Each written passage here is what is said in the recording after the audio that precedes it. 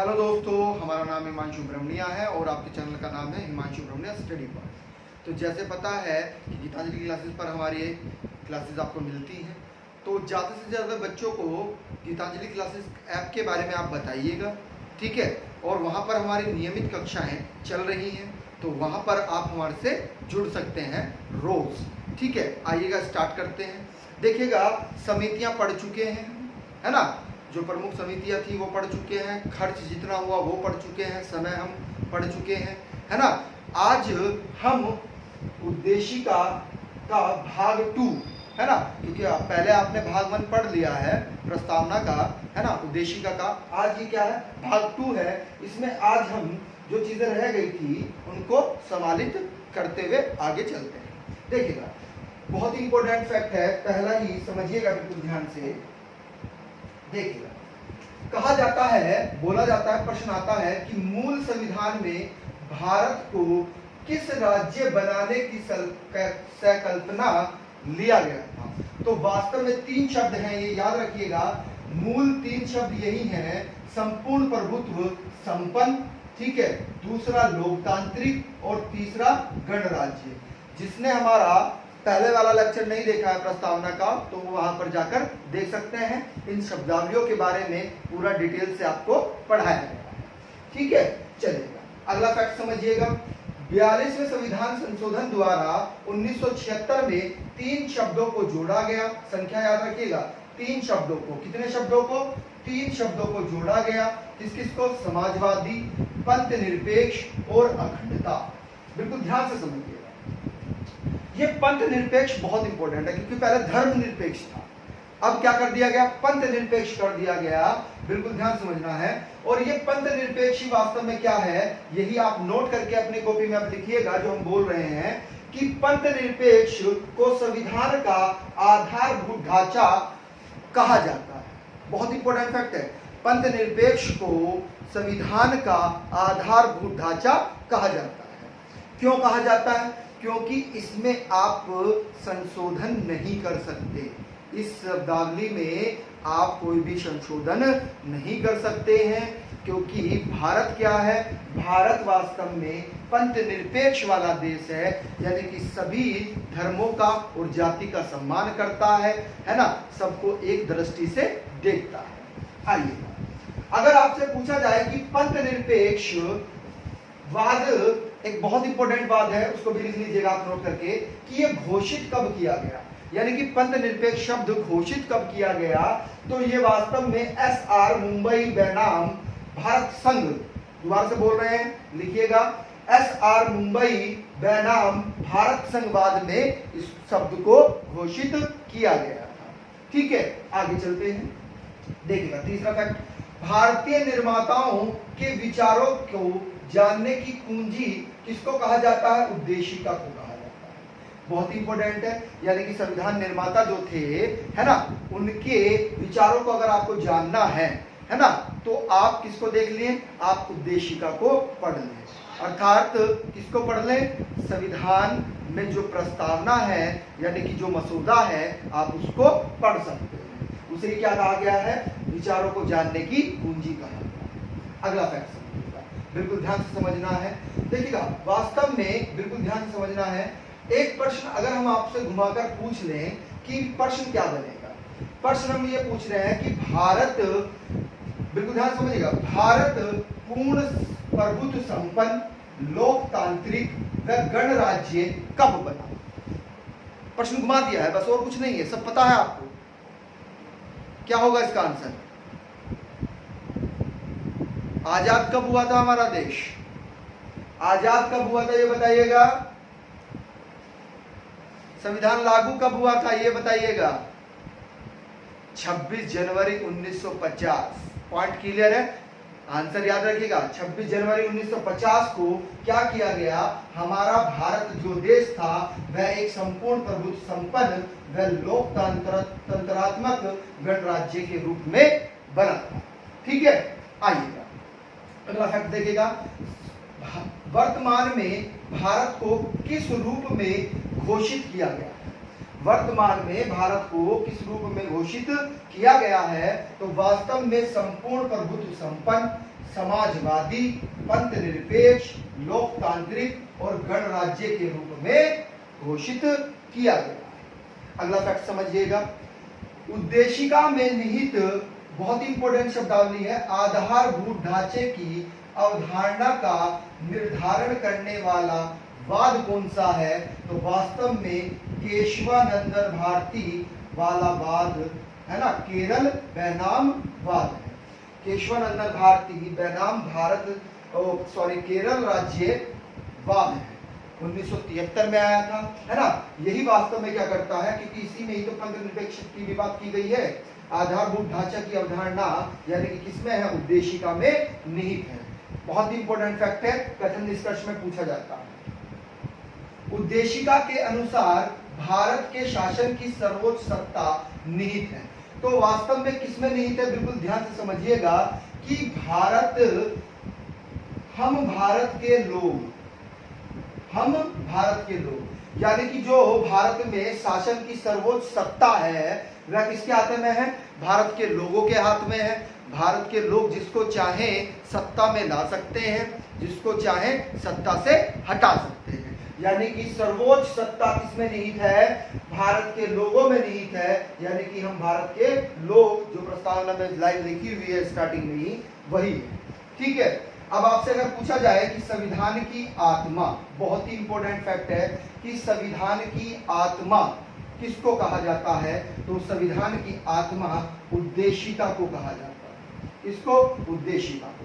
अब दूसरा प्रश्न, जब आत्मा वाला शब्द आ गया है तो आप हमें यह बताइएगा कि अंबेडकर जी ने किसको संविधान की आत्मा कहा है ना। प्रश्न को बिल्कुल ध्यान समझिएगा। संविधान की आत्मा अगर नॉर्मल प्रश्न बन रहा है तो वह क्या बनता है? उद्देशिका को कहते हैं। लेकिन डॉक्टर भीमराव अंबेडकर जी ने किसको संविधान की आत्मा कहा है? बहुत ही इंपॉर्टेंट है, देखिएगा। संवैधानिक उपचार का अधिकार, इसको लिख लीजिएगा आप यहां पर। संवैधानिक, बहुत ही इंपॉर्टेंट फैक्ट है, संवैधानिक उपचारों का अधिकार, या तो ये शब्दावली दे देगा या बोल देगा कि अनुच्छेद 32 को कहा है। किसको? अनुच्छेद 32, क्योंकि अनुच्छेद 32 में क्या है? संवैधानिक उपचारों का अधिकार है। क्लियर क्या है? संवैधानिक उपचारों का अधिकार है, अर्थात अनुच्छेद 32 को अंबेडकर जी ने क्या कहा है? संविधान की आत्मा कहा है। आइएगा अगला फैक्ट समझिएगा कि प्रस्तावना में वर्णित उद्देश्यों व आदर्शों की व्याख्या किस रूप में की गई है? किस में की गई है? तो वास्तव में प्रस्तावना में, बिल्कुल ध्यान समझिएगा, मूल अधिकारों की बात की गई है, नीति निर्देशक तत्वों अर्थात सिद्धांतों की बात की गई है। ठीक है। मूल कर्तव्यों में अध्यायों में, यानी कि जो मूल कर्तव्य हैं उनके अध्यायों में किसकी बात की गई है? उद्देश्य व आदर्शों की व्याख्या की गई है। देखो, आपको मूल अधिकार मिले हैं, सोने का अधिकार, शिक्षा का अधिकार, आवास का अधिकार, ये क्या है? आपके मूल अधिकार है ना। क्लियर है पॉइंट? आ रही है बात समझ में? जब आपको मूल अधिकार दिए गए हैं तो राज्यों को भी कुछ कार्य दिए गए हैं, कुछ नीति निर्देशक तत्व दिए गए हैं कि हम अपने राज्य को कैसे समृद्ध बनाएं, शिक्षित बनाएं, उसका विकास कैसे करें, है ना। आ रही है बात समझ में? क्लियर है पॉइंट?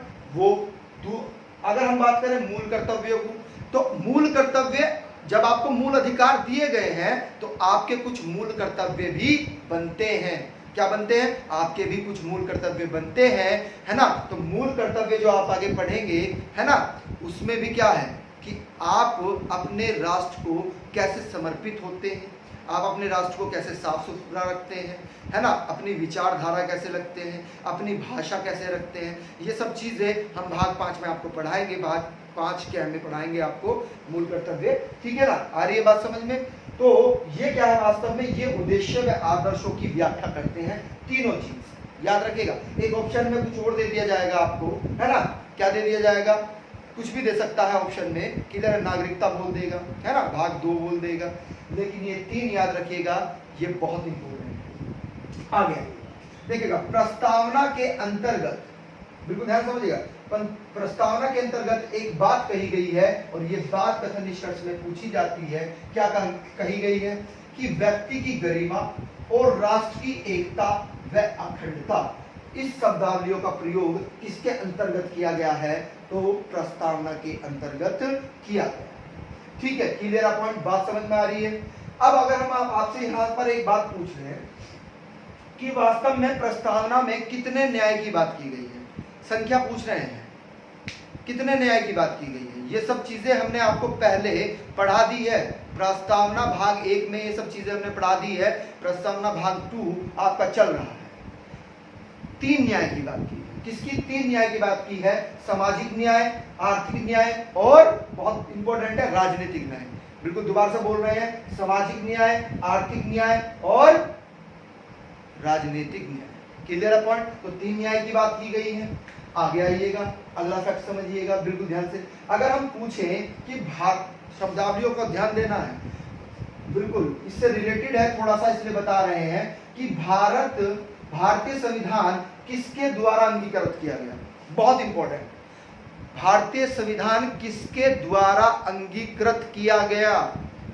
आप आंसर बोल देंगे कि संविधान सभा द्वारा, गलत हो जाएगा। शब्दावलियों पर ध्यान दीजिएगा, बिल्कुल ध्यान से समझना, किसके द्वारा अंगीकृत किया गया, यानी कि भारतीय संविधान किसके द्वारा अंगीकृत किया गया? तो वास्तव में भारत की जनता के द्वारा अंगीकृत किया गया। पॉइंट क्लियर है? भारत की जनता के द्वारा अंगीकृत। लेकिन अगर पूछ ले कि किसके माध्यम से किया गया, तब आपका आंसर संविधान सभा बन जाएगा। तब आपका आंसर क्या बनेगा? तब माध्यम में संविधान सभा बनेगा। क्लियर है पॉइंट? दोनों शब्दावलियों में अंतर आप समझ गए होंगे। आइएगा देखिएगा, विश्व का पहला वह देश कौन सा है जिसने पंथ निरपेक्ष राष्ट्र बनाया? पंथ निरपेक्ष राष्ट्र बनाया तो संयुक्त राज्य अमेरिका पहला देश है जिसने पंथ निरपेक्ष राष्ट्र बनाया। क्लियर है पॉइंट? आइएगा देखिएगा, एक विद्वान है जिनका नाम क्या है? सुभाष कश्यप जी। तो सुभाष कश्यप जी ने एक कथन कहा है और ये कथन पूछा जाता है, बिल्कुल ध्यान समझना है। देखिएगा, संविधान शरीर है तो प्रस्तावना उसकी आत्मा। संविधान शरीर है तो प्रस्तावना उसकी आत्मा। प्रस्तावना आधारशील है तो संविधान उस पर खड़ी अट्टिलिका, अट्टिलिका डबल टै है, ध्यान रखिएगा, अट्टिलिका। Clear point? बहुत इंपॉर्टेंट कथन है, पूछा जाता है। अगला फैक्ट समझिएगा, भारत का सबसे महत्वपूर्ण तत्व, ये पूछा जाता है। तो सबसे महत्वपूर्ण तत्व क्या है? संप्रभुता। क्या है? संप्रभुता है। क्या है? संप्रभुता, क्योंकि संपूर्ण प्रभुत्व संपन्न के स्थान पर क्या आ गया है? संप्रभुता आ गया है। Clear point? यानी कि सारे निर्णय अपने साथ ले सकता है, किसी के ऊपर दबाव नहीं रखेगा, है ना लेगा। अगला फैक्ट समझिएगा, बहुत इंपॉर्टेंट है।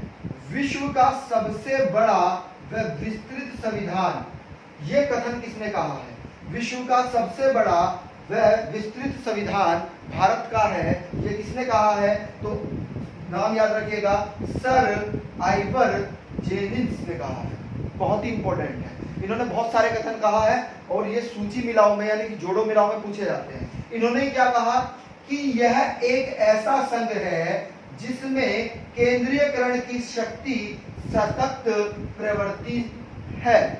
ये भी कथन इन्होंने कहा है, दोबारा से रिपीट कर रहे हैं, यह एक ऐसा संघ है जिसमें केंद्रीयकरण की सशक्त प्रवृत्ति है। केंद्र ज्यादा शक्तिशाली है ना, हमारा केंद्र क्या है? ज्यादा शक्तिशाली है। ठीक है, इन्होंने ही वास्तव में, देखिएगा बिल्कुल ध्यान समझिएगा, ये सबसे बड़ा और विस्तृत क्यों है? क्योंकि इसमें 395 अनुच्छेद हैं, यानी कि मूल संविधान जो था हमारा उसमें कितने अनुच्छेद थे? 395 अनुच्छेद थे। और अगर हम बात करें कि अनुसूची कितनी है, तो 8 अनुसूची थी उसमें, लेकिन वर्तमान में कितनी है? 12 है। ठीक है, अगर हम बात करें कि भाग कितने हैं भाई, तो इसमें भाग कितने हैं भाई? बहुत इंपॉर्टेंट, 22 भाग। कितने? 22। इन्होंने ही, सर आइवर जेनिस ने ही 2 वाक्य और कहे हैं, 4 वाक्य कहे हैं इन्होंने संविधान के बारे में, बिल्कुल ध्यान समझना है। दुर्गुण व वकीलों का स्वर्ग। दुर्गुण व वकीलों का स्वर्ग क्यों कहा है? देखिएगा, एक तो ये विस्तृत है, बहुत ज्यादा बड़ा है, बड़ा होने के कारण क्या हो रहा है, बिल्कुल ध्यान से समझिएगा, जब बड़ा हो रहा है, वहद है, तो इसमें क्या है, वहद होने का कारण भी समझिएगा, क्योंकि इसमें संघ व उसके राज्य से संबंधित जो भी प्रावधान है या जो उनके अंग हैं या जो उनके कार्य हैं उनके बारे में विस्तृत वर्णन किया गया है ना।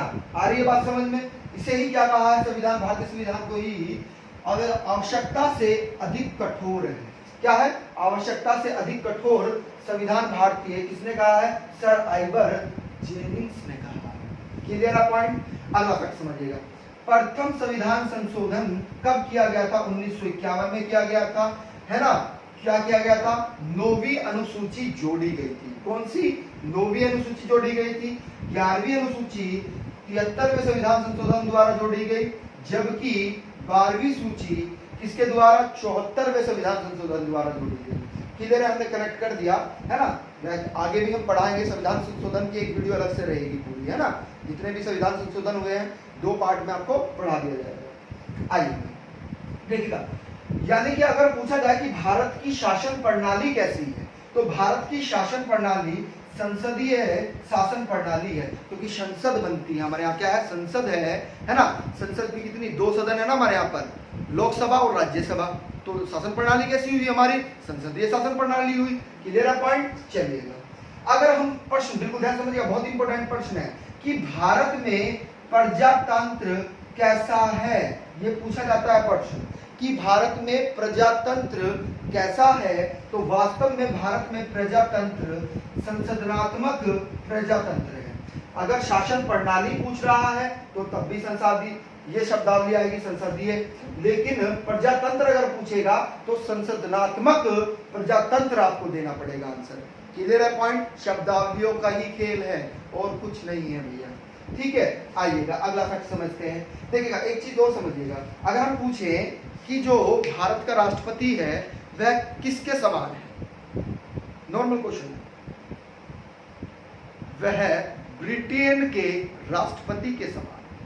किसके समान है, ब्रिटिश के राष्ट्रपति के समान होता है, ठीक है। अभी हम जब शॉर्ट पढ़ाएंगे तो उसमें भी चर्चा करेंगे इस बारे में, ठीक है। आइएगा देखिएगा, संविधान को, बहुत इंपॉर्टेंट शब्दावली है, अर्धसंघीय संविधान किसने कहा है, तो केसी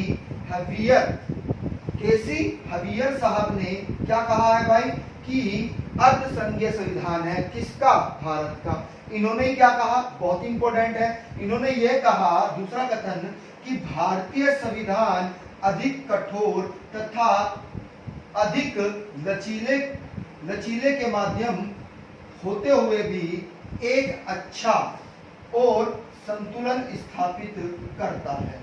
यानी कि यहाँ पर पॉजिटिव पॉइंट, सकारात्मक बात कर रहे हैं, किसके बारे में, हमारे कॉन्स्टिट्यूशन के बारे में, कि भारतीय संविधान अधिक कठोर व अधिक लचीला होने, लचीले के मध्य एक अच्छा संतुलन स्थापित करता है। बहुत इंपॉर्टेंट है ना। आ रही है बात समझ में। अगला फैक्ट समझिएगा, अगर हम कहें कि हमारा जो संविधान है वह कैसा है, अगर आपको कहा जाए कि शब्दावलियां बताइए कि हमारा संविधान कैसा है, तो वह अशक्त, है ना, कठोर और अशक्त लचीला है। कैसा है, लचीला। अगला फैक्ट समझिएगा, एक विद्वान है जिनका नाम क्या है, आइंस्टीन। आइंस्टीन ने संवैधानिक, बहुत इंपॉर्टेंट है, संवैधानिक उपबंध को राज्य की आत्मा कहा है। तो क्यों कहा है इन्होंने, बिल्कुल ध्यान से समझिएगा, है ना, कि राज्यों के नीति निर्देशक तत्व को, है ना, तंग ढांचे में नहीं ढाला गया है ना। सॉरी ये गलत हो गया है, बिल्कुल ध्यान से समझिएगा, एक मिनट रुकिएगा।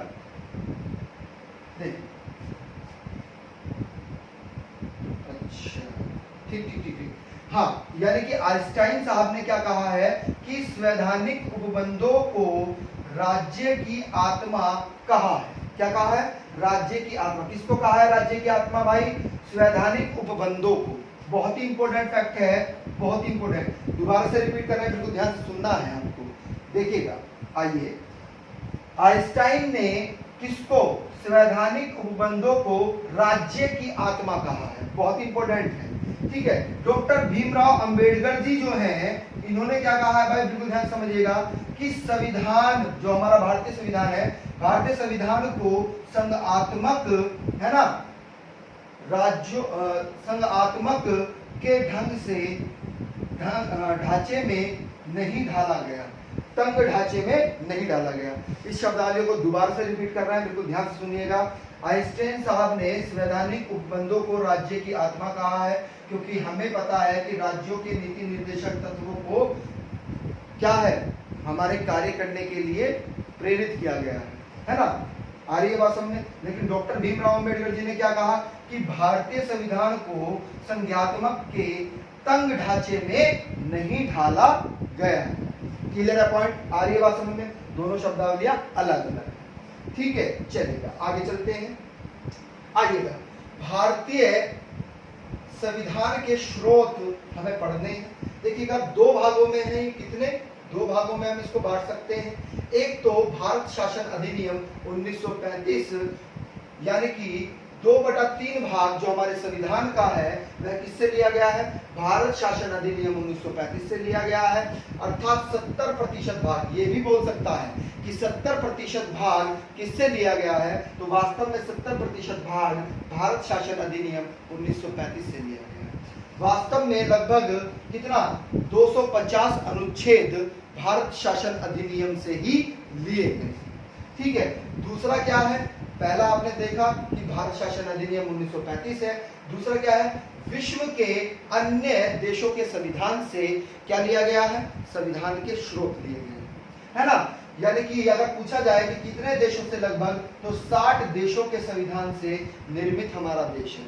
यानी कि जो 60 देशों के संविधान की छाया है वह किसमें समाहित है, वह भारतीय संविधान में समाहित है, ठीक है। आइएगा देखिएगा, अगर हम बात करें कि विश्व के अन्य देशों से जो संविधान लिए गए हैं उन पर अगर हम बात करें तो बहुत ही इंपॉर्टेंट है, बिल्कुल ध्यान से सुनिएगा, ठीक है। देखिएगा ब्रिटेन, ब्रिटेन से क्या क्या लिया गया है, विधि का शासन, बहुत इंपॉर्टेंट है, पूछा जाता है। संसदीय शासन पद्धति, क्योंकि जो संसद हमारे यहाँ पर चलती है वह कहाँ से लिया गया है, शासन जो चलता है संसदात्मक शासन, आपने पढ़ा ना अभी, संसदात्मक प्रजातंत्र संसदीय शासन प्रणाली, तो यह भी कहां से ली गई है, ब्रिटेन से ली गई है।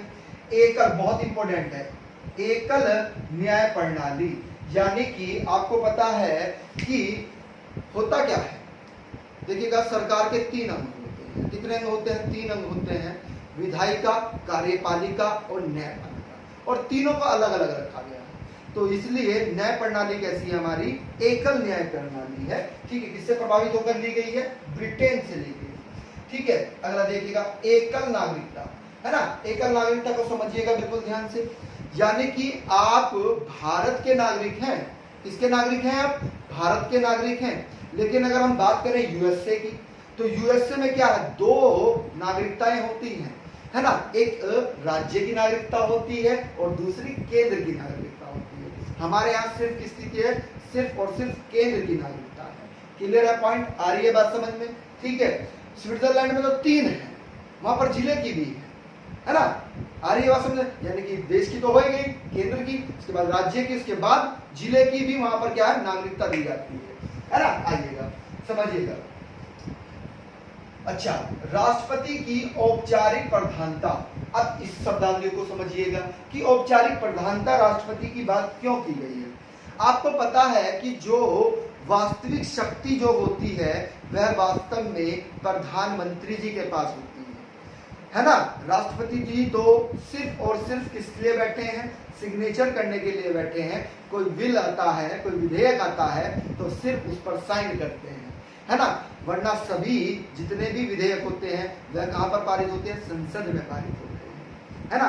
अंतिम स्वरूप यानी कि कानून बनाने का अधिकार तो किनके पास में है, वास्तव में राष्ट्रपति जी के पास में है, लेकिन वह बाध्यता है। आगे जब हम राष्ट्रपति आपको पढ़ाएंगे तो आप वहाँ पर समझिएगा कि ये सिर्फ जैसे बड़े बुजुर्ग होते हैं कि भैया आप अपना कार्य कर लिए, बस आपको जो है आज्ञा मिलनी होती है, तो राष्ट्रपति जी तो सिर्फ आज्ञा देते हैं, है ना।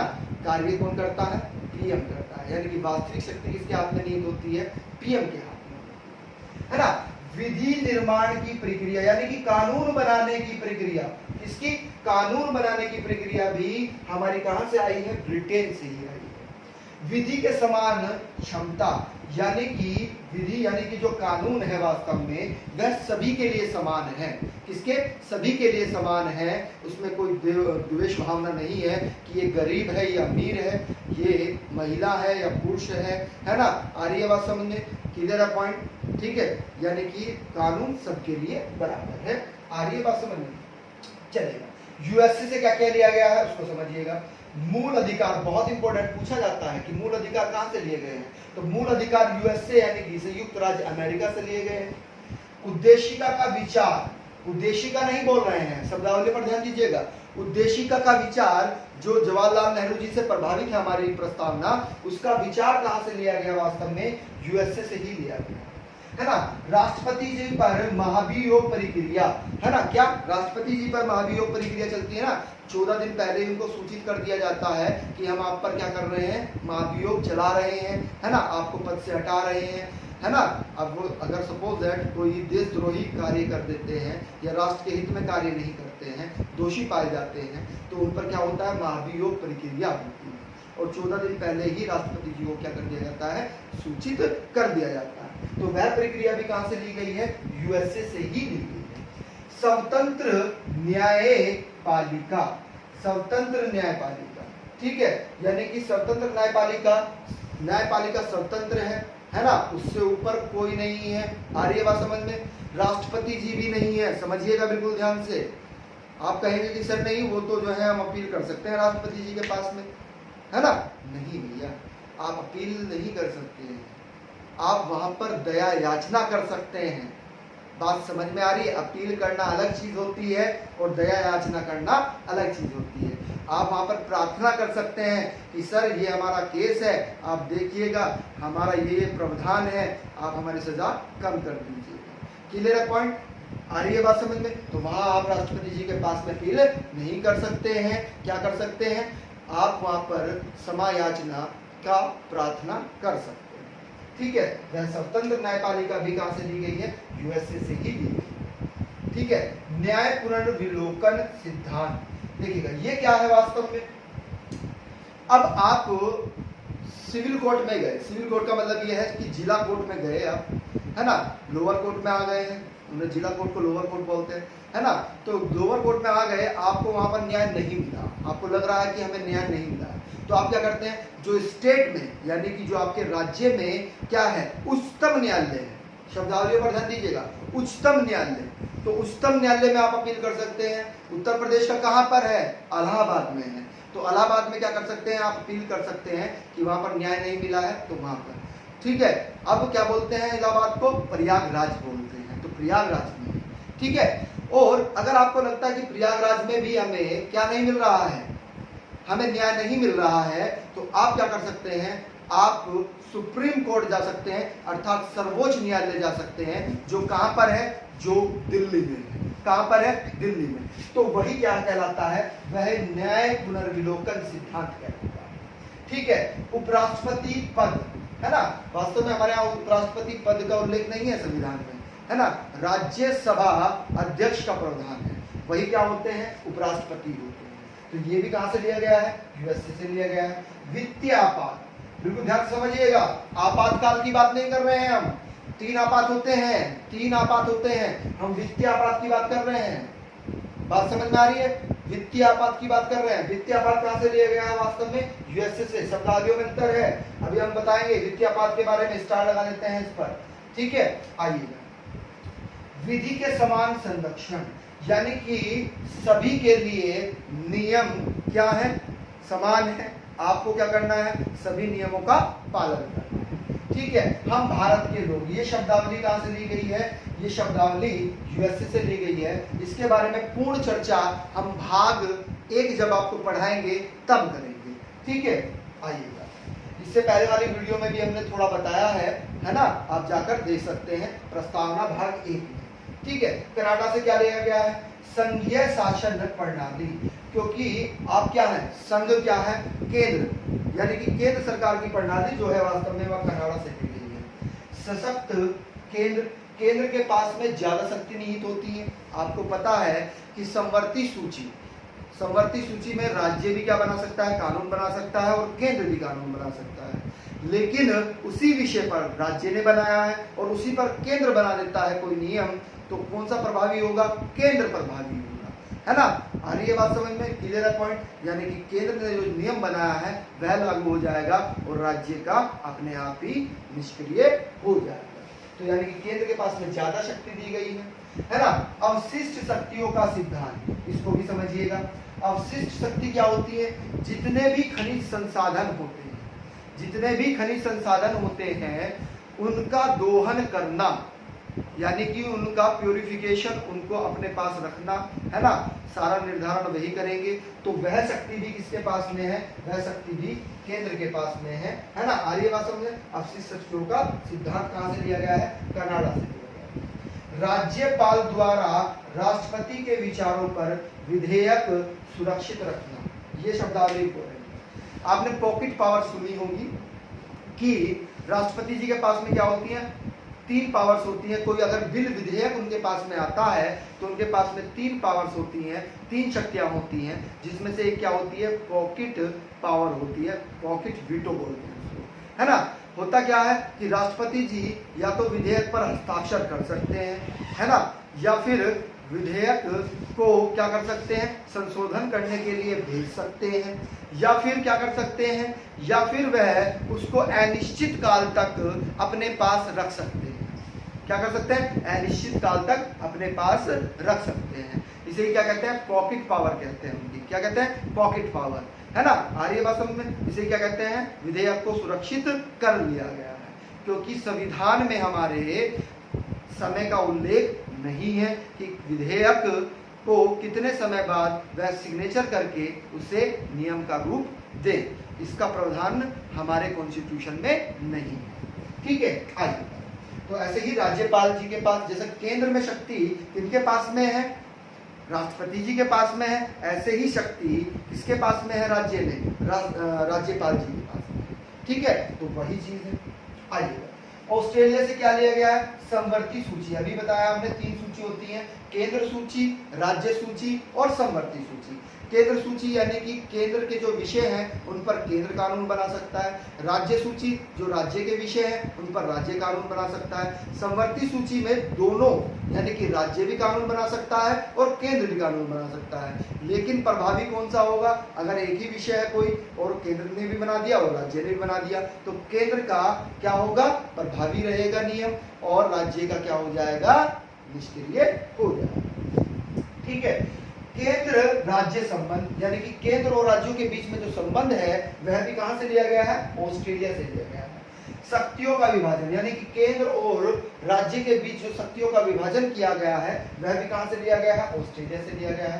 प्रस्तावना की भाषा, बहुत इंपॉर्टेंट, प्रस्तावना की भाषा कहां से लिया गया है, बहुत इंपॉर्टेंट है, कहां से, ऑस्ट्रेलिया से। पॉइंट क्लियर है, प्रस्तावना की भाषा कहां से लिया गया है, ऑस्ट्रेलिया से, बहुत इंपॉर्टेंट है। देखिएगा, रूस से क्या लिए गए हैं, आपके जो मूल कर्तव्य है कि भाई अपने राष्ट्र को आप कैसे समृद्ध बनाएंगे, शिक्षित बनाएंगे, आपके क्या क्या कर्तव्य हैं, साफ सुथरी सड़क आप रखेंगे, है ना, आप पौधों को लगाएंगे, है ना। आ रही है बात समझ में, ये क्या आपके मूल कर्तव्य है। फ्रांस से क्या लिया गया है, बहुत इंपॉर्टेंट है, फ्रांस से गणतंत्रात्मक शासन प्रणाली ली गई है। कौन सी, गणतंत्रात्मक।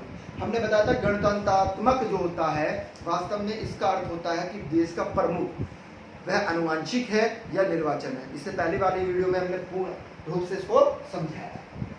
जर्मनी से क्या लिया गया है, आपात उपबंध लिया गया है। क्या लिया गया, आपात उपबंध लिया गया है। आपको ये भी पूछ सकता है कि राष्ट्रीय आपात, बिल्कुल ध्यान समझिएगा, इसी के स्थान पर क्या बोल सकता है, राष्ट्रीय आपात कहां से लिया गया है। अब समझिएगा, ये वित्तीय आपात है, ये राष्ट्रीय आपात है।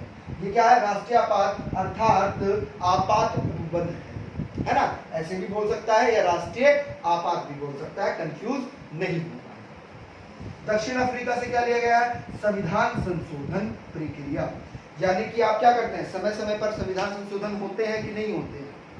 वो इसलिए होते हैं कि जो लोग हैं उनकी आवश्यकता के अनुसार, है ना, क्या अनुच्छेदों में क्या किया जाए, बदलाव किया जाए, वही क्या होता है, वही वास्तव में संविधान संशोधन होता है।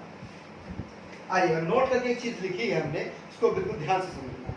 देखिए क्योंकि यहाँ पर शब्दावलियों में आपको फंसाया जाता है पूरी तरह से। देखिएगा जापान से क्या लिया गया है, विधि द्वारा स्थापित प्रक्रिया, बहुत ही इंपॉर्टेंट है विधि द्वारा, क्योंकि विधि के से ही संबंधित है सारे। विधि द्वारा स्थापित प्रक्रिया कहां से लिया गया है, जापान से। जबकि अमेरिका से अभी आपने पढ़ा कि विधि के समान संरक्षण, अभी आपने थोड़ी देर पहले ही क्या पढ़ा था, विधि के समान संरक्षण आपने अभी यूएसए में पढ़ा था, है ना, ये यूएसए से लिया गया।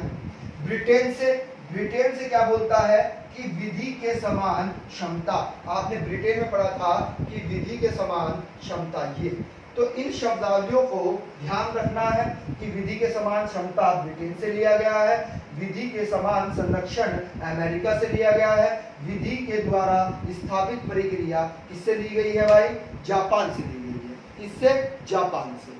तो अगर वीडियो अच्छा लगा हो तो इसको लाइक करिएगा और ज़्यादा से ज़्यादा शेयर करिएगा। जो नए व्यूवर्स हैं, है ना, वो हमारे चैनल को सब्सक्राइब करें और बेल आइकन ऑन करें। Thank you.